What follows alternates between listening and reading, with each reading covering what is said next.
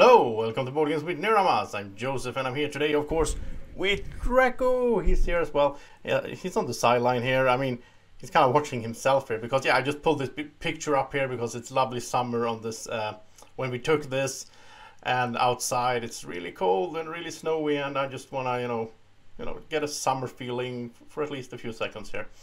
So today it's time to talk about, well, anticipating the summer, of course, but 10 anticipated games. So my top 10 anticipated games for 2019. That was a mouthful. And I also will mention a few expansions at the end after those.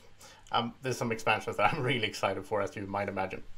So these games, I don't know that much about some of them. Some of them I do know a bit about. But yeah, let's just get into it and start with number 10. So, my number 10 that I'm excited for is a game that's not really my style to begin with, but Command & Colors Medieval. I mean, I've been sort of curious about the Command & Colors system. I tried the Memoir 44 a little bit. I thought it was pretty fun. I mean, it's a lot of luck just rolling the dice, but it sort of brought me back to when I was a kid and we had these little military figures that we were fighting each other with and just playing around. I like that sort of. And then if it's going to be one of these games that I will like, it's going to be Medieval. Because I'm not really a big fan of sitting around and playing World War II or World War I, or for some reason for me it feels too close by in history and so on. And I mean, my grandpa fought in World War II and so on. So I don't really enjoy that, but going further back in history, somehow that makes it more okay. Or if it's sci-fi or fantasy, I don't really mind war as a theme of a game. But yeah, so Medieval seems interesting. I mean, I love the Total War Medieval. It's one of my favorite games on the computer. And this looks, I'm going to show you some pictures here. This looks really cool. Once again, this instantly brings me back to being a kid and playing around, which I think, no offense to anyone, but I think a bit of, miniature gaming and all that, and the plastic madness in games. I think that sort of relates to people's childhoods a lot, and reminiscing on good times you had as a child playing around with these soldiers and so on. But this looks interesting and it might be something for me. I don't know. I want to try it out. I'm not gonna go buy it, but if I get the chance to try it, I will. So that's my number 10. Now let's head to number 9. I'll just flip over here and we go straight to On Mars. So On Mars, I mean, first of all, you might think like, oh yeah, he's interested because he likes Terraforming Mars, but I don't like Terraforming Mars because I don't like Mars because I like Terraforming Mars. I like Terraforming Mars because I like the theme of Mars to begin with. I watch all movies about space travel and Mars and all documentaries about how to possibly do that in the future. So the Mars theme gets to me right away. And then this is a heavy game though. Weight 4.33 out of 5. I don't even think I have played a game that heavy in my life. I think Gaia Project is around 4 or just below 4, and I love that one. But I mean, if I get into this, if I enjoy it, I mean, it is Vital Lacerda. He's known for his heavy games. I haven't played any games of him because I've been like shying away from that. But I think this looks cool, and I guess there's a good chance that I will enjoy it once I get into it. So I mean, I don't really mind complex games as long as they are. As long as I like them and I feel that it's not just heavy for the sake of being heavy. Some games I feel are a bit like that. And also, I don't know that much about this game. I don't know if it's a lot of player conflict. If it is, then I'm not interested. But I think it's more of a Euro, building and so on. It looks interesting. So On Mars, that's my number 9. And we'll just flip over here to number 8, Sleeping Gods. This is from Ryan Lockhart and Red Raven Games, and I love Niramas. As you might know if you checked out my top 10 lists and top 100 lists and so on before. I really like Niramas, the story combined with sort of a Euro game. This seems to be more of a real story game, more of a campaign game even than Niramas, but exploration, adventure, it's cooperative. Could be a bit scary for me, but then again, if it's cooperative, well, I can always play it solo, probably. It's one to 2 players, so that's interesting. Sleeping Gods, I'm really excited for this one. There's no images even, but just the sort of background here, reading up on the text, got me interested. So Let's head to the next one, and that is The Lord of the Rings, Journeys in the Middle-earth. This is, from what I understand, this is from Fantasy Flight Games. It's gonna probably be like their big game coming here in 2019. And from what I understand, it's has some sort of similarities to Mansion of Madness 2nd edition, which I really enjoyed. Really like that one, where you sort of have an app that's driving the game forward, and things happen on the app, and the app takes care of all the boring stuff in the game, like keeping track of things. Not really sure if it's just straight off like that. There's not that much information so far. It looks really cool plastic figures and all that. Once again, you know, there's something about that. But yeah, it looks really nice. Large campaign, 1 to 5 players, so you can solo this as well, which is something I like when it's cooperative. I mean, some cooperative games I do like to have people playing with me. It depends. I think it depends mainly on how the turn, how much you do on a turn. Like some cooperative games are really, there's really a lot of downtime. You sit and wait for your turn. But yeah, we'll see. Just looks cool. Lord of the Rings. So that is my number. What is it? 7? 10, 9, 8, 7. Yeah. So number 6 is Black Angel. This is a Euro game that, from what I understand, this has been sort of talked about for a while, and people were expecting it to come out last year, 2018. But now it seems to be underway. The images here, I mean, this just looks so great. I just love this. The graphic design here, a little spaceship on a tripod like that, and little figures out here. Looks really nice, and I think that this is pretty heavy as well. Let me check that. Yeah, 4 out of 5. So it's a heavy Euro game, but I might like it, I might not. We'll see. Then let's go to number 5, which is another heavy Euro, I think, which is Artificial Intelligence. And this game, well, it's mostly the theme that got me interested here, because sort of when you place like these economic games and you place them in, I don't know, 16th, 17th century trading and all that, I'm usually not that interested. If you go up to like 19th century and it's about building trains and buying stocks, then I'm not interested at all, because that's like the worst boring thing I can imagine. But if it's in the future and it's science fiction, artificial intelligence is something I think is really cool. This is in the year 2090. Yeah, it just sounds cool. I really like human labor became obsolete because, you know, the machines are taking over. I love Terminator and all that theme. So artificial intelligence looks interesting. Now let's head to number 4, which is totally different, where we have Paladins of the West Kingdoms. We're back to the medieval times, which I do enjoy. And I played Architects of the West Kingdom. The first one of this is going to be a triple, like the North Sea, the shipyards of the North Sea, maybe, and then Raiders of the North Sea, which I have and I really enjoy. I'm gonna make a video of that at some point. And then it was Explorers of the North Sea, which looked like it looked like just a pick-up and delivery game, so I wasn't really intrigued by that. But the new series here is West Kingdom. Architects was really interesting, has some really interesting twists on the worker placement mechanics. Really interested in that.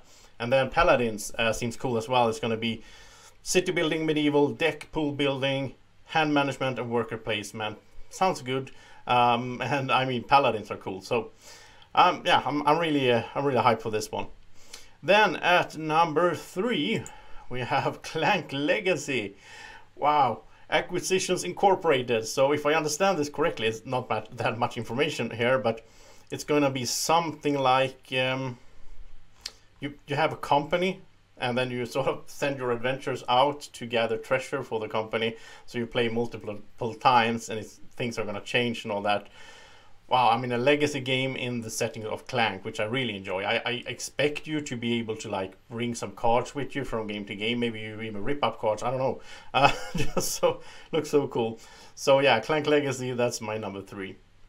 Then number 2, we have Edge of Darkness. This is the one I think I know the most about on this list, sort of. Well, not really. Number 1 I know more about, but because Edge of Darkness, I've seen a prototype run through that Rado did. So you can just search for this on YouTube and find Rado's run through, really good one, where you can see how it's played, and it looks so much fun. It looks so fun, and this builds on. This is from AEG that did Mystic Vale, and this builds on the Mystic Vale formula, where you're crafting cards. So instead of like a deck builder, it's a deck crafting game, card crafting game, I think it's called, where you sort of you start out with, and this one is in Mystic Vale. You have your own deck, and it becomes better and better. You have your 20 cards all the time in Mystic Vale, but they're sleeved, so you put in new cards in the sleeve and improve the cards as you go. But here in Edge of Darkness, you have like a common deck of cards that are sleeved, and you're going to improve those cards and then get those cards every turn and use them for different actions.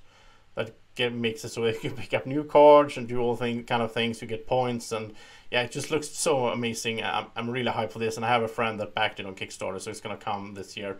Edge of Darkness. Maybe I should show you some picture here as well.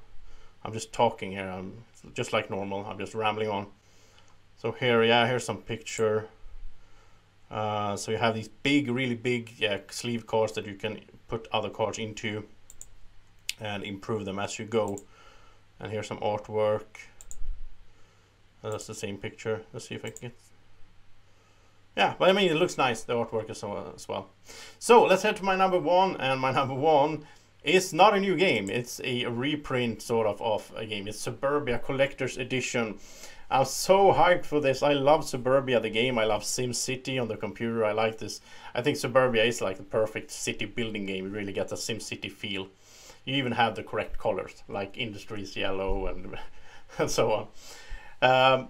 But Suburbia, the only downside to it, it's kind of ugly. I mean, it doesn't look that good. And now we get Collector's Edition. I already backed this on Kickstarter. I hope that I can get a copy early though. Like if they make a pre-production copy, I am sort of asking them for that, because that would be just so great. And for the Kickstarter, they didn't have any gameplay videos. Nobody got the prototype. So sadly, neither did I. But look at these tiles. I mean, this just looks so nice. And there's gonna be like a tower. I'm not really sure why, but I don't know. It's a huge tower. Yeah, it's just gonna be so cool. These new tiles, metal coins, the whole thing is gonna look awesome. So yeah, from Besser Games, of course, Ted Alsbach, really nice guy as well. I met him at Essen Spiel, and yeah, those guys are really nice. They're really supportive of the community, I think. So yeah, and here we have the player board as well. So you're gonna see how the income reputation is gonna be. Not sure what the English word is, but it's gonna be like in Sight. You can put the cubes and they're sticking there like hole for the cubes, basically. That's the best explanation I can give. There's a word for it, but I don't know. Tell me in the comment section. Anyhow, really excited for this. So that was my 10 games. Now let's head to some expansions that I might even be even more excited for. I love expansions, as you might know. And yeah, so let's start off here with Robinson Crusoe Mystery Tales. You know, Robinson Crusoe, it's in my top 15 or something of all time. Really like that cooperative game, and I love it solo as well, playing two-handed. Yeah, I had really fun playing with Draco on this.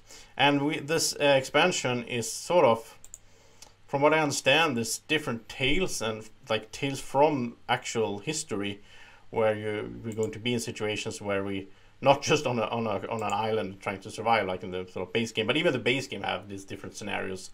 But yeah, this looks so cool. I mean, I hope that my imagination about what this is correct, because then it will be awesome. Yeah, so you can oh, there's a trailer already as well. Okay, and then let's go to the next expansion. These are in no particular order, I guess. The next one is for 7th Continent. What goes up must come down. And I already backed this. This was in the sort of, yeah, when I backed the game, and I thought it was gonna come out last year, but it's been delayed and so on. But yeah, it's gonna come, like, I think in the middle of this year. And there's gonna be a hot air balloon, and there's gonna be a lot of new quests and cards, bunch of new cards. And I also back the for me, this is also exciting because I didn't back the first printing, so I don't have the the worms coming out of the ground and the weather and all that. So that's coming as well for me at the same time as this one. So yeah, wow, this is going to be so much fun. I'm going to go back and play a lot of Seventh Continent again, because I've sort of played through the scenarios that were in the core box. And I will also do a season 2, a playthrough season 2, where I play a scenario in full in episodes for the channel as well, so you can watch that if you want. I mean, of course, there's spoilers in this, but I think this game evolves so differently when you play it, so I think even if you played it a bit, I think you can. I watched some playthroughs myself, and I thought it was fun. So anyway, let's go to the next one. That's Hero Realms Journeys. I backed this as well on Kickstarter. This is coming December 2019, so we'll see if it comes 2019, or maybe, let's hope it's not delayed. But this is 4 different things basically. This pack here, Conquest, it says there's going to be 6 new quest cards and 6 new relic cards, and you will get a secret quest at the start of the game. And this is for the co-op game, of course. And when you sort of complete your special objective, you get a powerful relic. It sounds a lot like Gloomhaven, where you have the secret objectives when you go into the dungeon. And then it's also going to be like this one here is Travelers. It's one of the other ones in the pack here, where it's 12 new Travelers pack, new champions and actions for your market deck. That sounds cool as well. New champions, it's going to be awesome. What's some more? It's the Hunters. Yeah, Hunters and Discovery. So Hunters is a 12-card Hunter pack with new champions and actions as well. And then finally it was Discovery, which I think is just more cards as well. Yeah, it's just new quest cards, and new relic and all that. Yeah, really cool stuff. Really like Hero Realms. Then finally, the last one is not even on Board Game Geek. It's called Turmoil for Terraforming Mars. And I'm on Fricks Games webpage, fricksgames.se. There is some news where they just mention that, yeah, it's going to be called Turmoil. It's going to come for Terraforming Mars in 2019. It's going to be the only expansion for Terraforming Mars in 2019. Yeah, I'm so excited for this. I don't know that much about it. I heard some things I heard that it changes the game a lot. It makes the game more complicated and more complex, but I hope it's in a good way. So yeah, we'll see. The good thing about these expansions as well is, I mean, if let's say you want to have a quick game, you could of course not include this, but because I think this will lengthen the game a bit. From what I heard, it's going to be events happening and some kind of politics or something like that. It's just rumors that I heard. So I'm excited to try this one out. I hope I can do it in 2 months when I go to GotCon in Gothenburg, because I know that they will be there, and I think they will bring the prototypes, so you can try it out there. I definitely will do that. Yeah, so I'm excited for this. And yeah, that is basically it for this top 10 it's hard to say, anticipated games of 2019. And there's a bunch more games coming, of course. There's probably like 30-40 games that I would be so excited for if I knew that they were coming, but I don't know that yet because they haven't been announced. They're coming to Essen or something like that. So we'll see as time goes what shows up and what happens, but I'm sure that 2019 will be a cool year for board gaming. I think it's just getting better and better as the years go by. So thank you so much for watching. Don't forget to like the video and share it with your friends. And thank you so much for watching. Have a great evening or morning or whenever you're watching. Take care. Bye bye.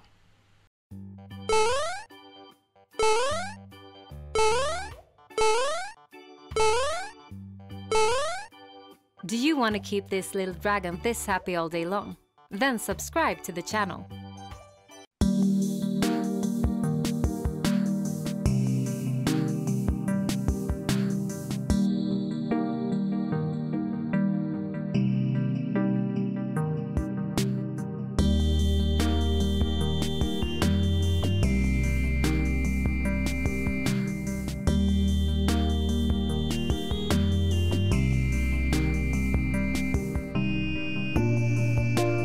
Board Games with Niramas is sponsored by Alara Games in Sweden.